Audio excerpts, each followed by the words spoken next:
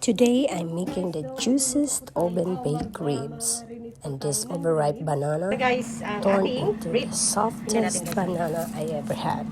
So let's cook together.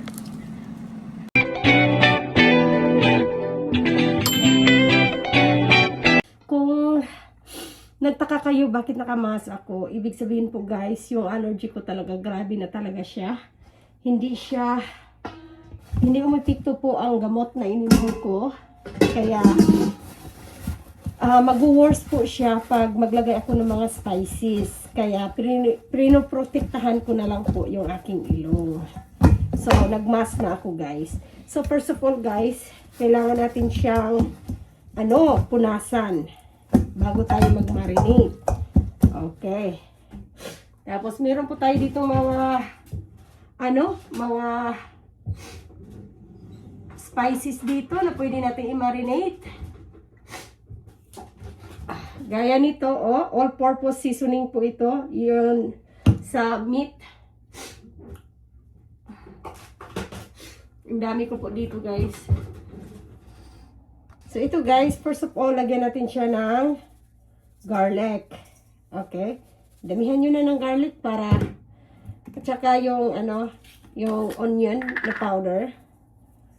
Damihan nyo na rin guys.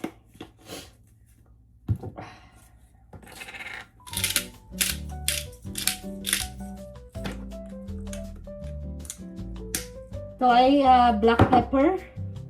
Siyempre guys, ilalagay natin yung chipotle roasted garlic, no? Lahat na lang guys, ilalagay natin dito para damihan natin. Okay.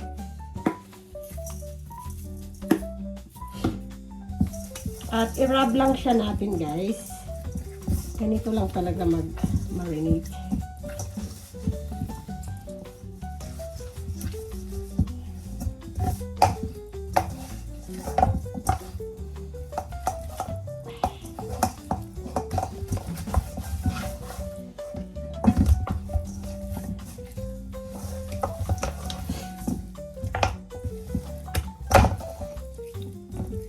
Tapos ilagay natin sa refrigerator for another 1 hour. Tapos ready na po siyang i-barbecue.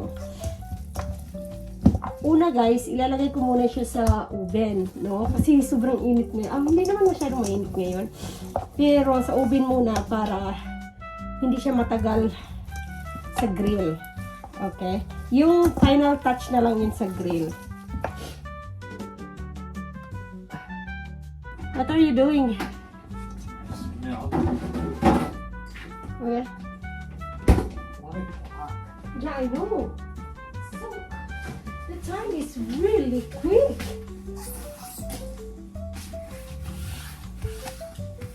Yes. Time today is really quick, mga ka-friendship. Drinking milk.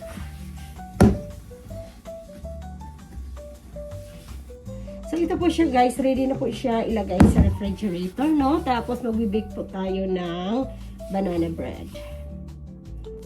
So, ilagay natin siya sa ziplock para may space talaga sa refrigerator. Ayan.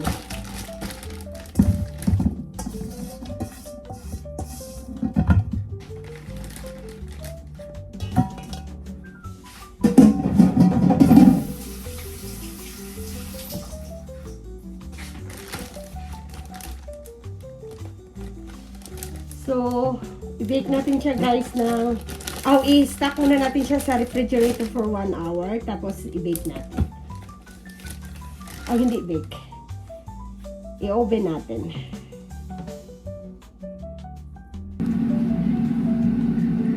Ito siya. Sobrang tender. Tingnan nyo.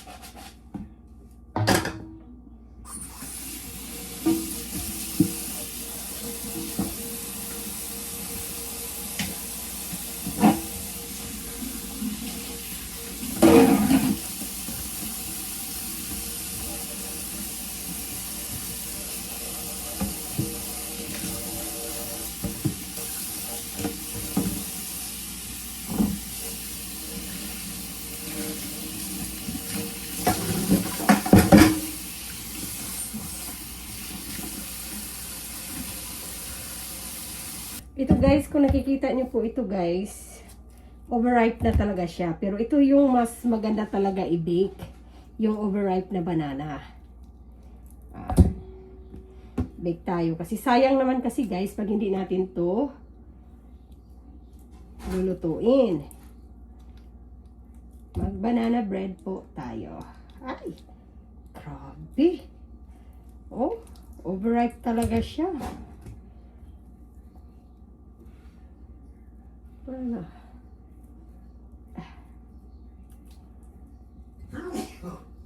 That stuff even makes me sneeze. I don't know about that, honey.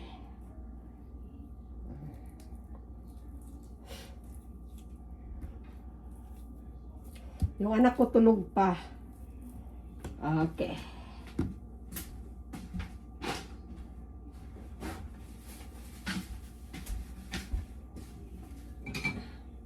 Tapos, kailangan natin siyang i-smash. Ganito lang, guys. Huwag niyong i-smash masyado. Oo. Kasi, pangit naman kasi pag, nakasmash talaga siya ng sobra. Ganito lang, guys. Tapos, lagyan natin to ng, final na flour. Yes. Whatever. Yep. So, tapos lagyan natin, may harina na po siya. Tapos lagyan natin ng eggs. Isang egg lang po ang ilalagay natin. Tapos,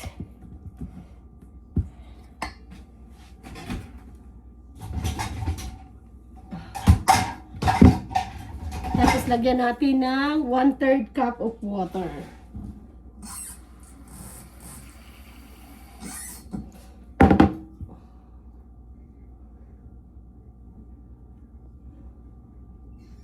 Okay, so ito guys, 1/3 cup of water.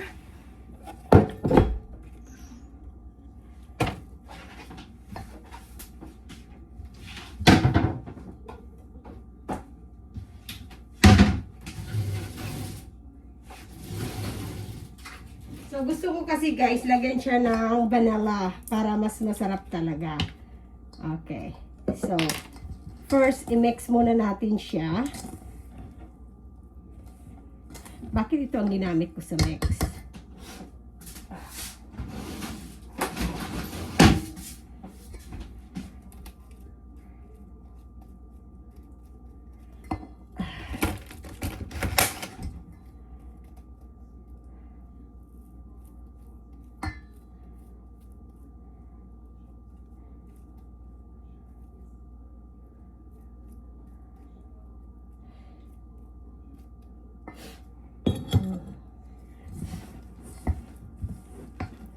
Ganun lang siya, i-mix.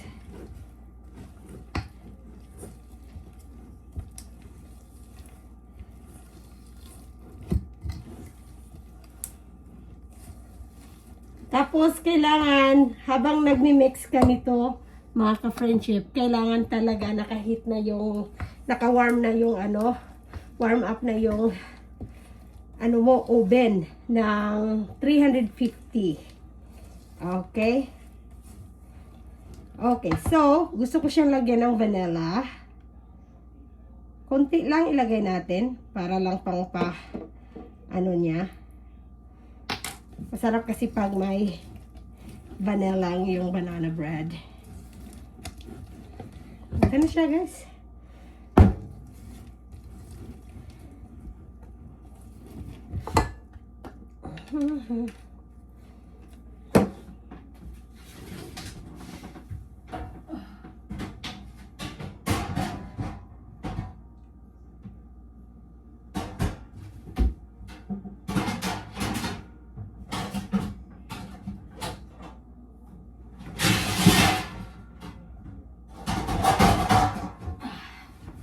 Tapos meron tayo nito. Ito talaga ay pang banana bread.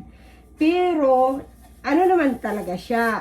Hindi talaga siya mag-stick. Pero ako talaga guys, is nalagyan ko po siya ng konting mantika. Or, anything you want. Pwede siyang mantika. Pwede ding ito.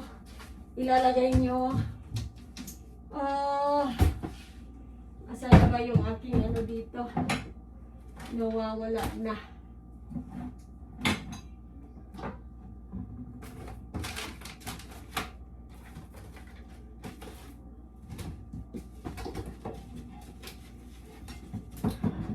Or pwede din itong spray. Pero ayaw ko sa spray. Gusto ko itong canola. Lagyan ko lang siya ng konti. Tapos ang gagawin ko guys, para sigurado talaga ko, hindi naman talaga siya mag-i-stick. Pero para sigurado talaga ako na perfect yung ano niya, hindi talaga siya natatanggal, is pinapahiran ko po siya ng konting ano.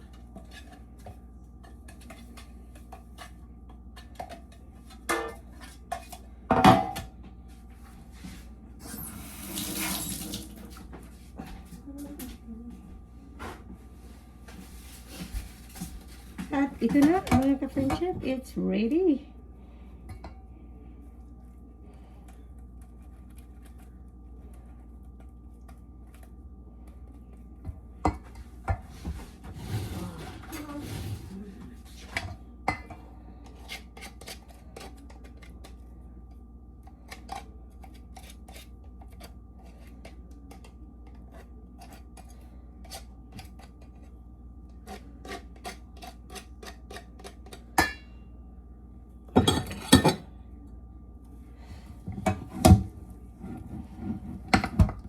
Ito na.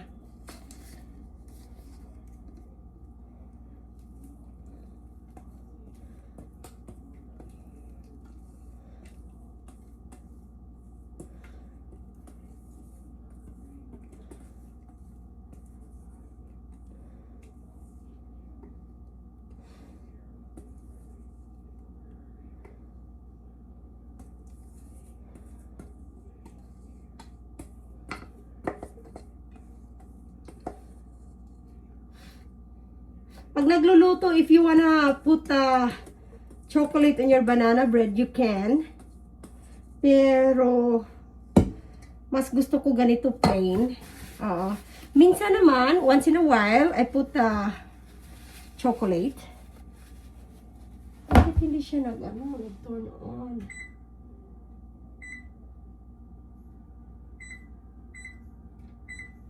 Namatay yung ano ko, oven. Yan. Okay, ready na to guys. Okay guys, so parang luto na ang ating banana bread. So let's check. There you go. Luto na siya. Let's check kung luto na ba talaga siya. Parang wala akong stick dito eh. Ubusan nata ako. Yung toothpick ba? I don't have that, but guess what I'm gonna do? Poke with this one. See? Nothing. So it means luto na siya. Clear. Ganito lang guys. Tingnan nyo pag naluto na talaga siya. Yung gitna parang, iwan ko kung luto na ba talaga. Oh yeah, it's clean. So luto na siya.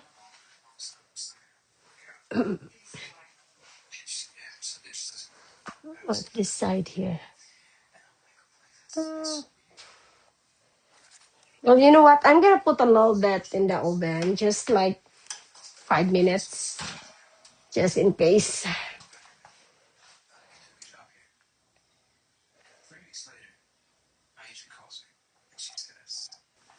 Look at this, mga ka-friendship. Sobra talaga, oh. Pag nilalagyan siya ng ano, see? It's not sticky at all.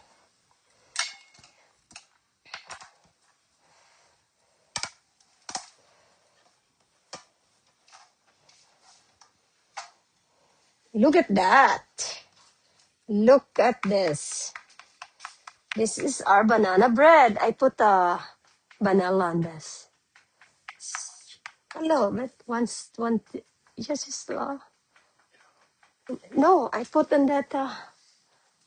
Okay. No, I didn't put full amount. Half.